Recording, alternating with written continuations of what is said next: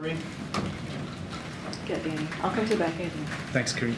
The Kremlin said this morning that Western fatigue over Ukraine is going to grow in the United States and other countries after what happened here in Washington this weekend. I mean, how do you respond to that, and what can the United States do to prevent that? So here's our message to Putin.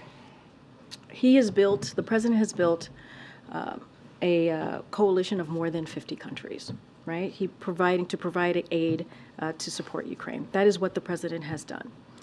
And we have rallied more than 140 countries to condemn Russia's invasion into Ukraine. That's what the president has been able to do.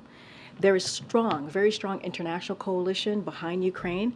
And if Putin thinks he can outlast us, he's wrong. He's wrong. And so we will have another package of aid for Ukraine soon to signal our continued support for the brave people of Ukraine. And so that's our message. If he thinks he can outlast us, that is Mr. Putin, we believe he's wrong. Okay.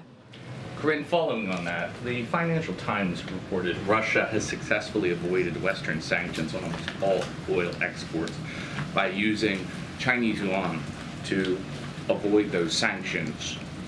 What confidence do you have that that this is continuing to work?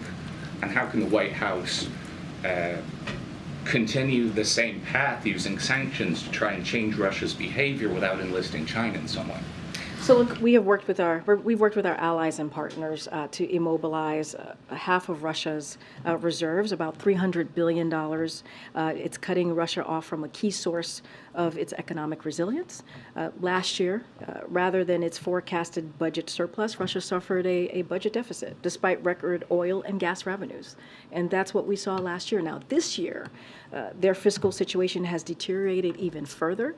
In just 6 months, the price cap on Russian oil has contributed to a significant decline in government oil revenue at a key junction in the war, down nearly 50% from a year prior. And as of June, the budget deficit for the first half of the year has reached 90% of the projected full year deficit. So we will continue to impose further pressure on Russia going forward, and that's going to be our focus. Following, it came out in the Wall Street Journal that Wang Yi is going to be visiting Washington, D.C. in the near term.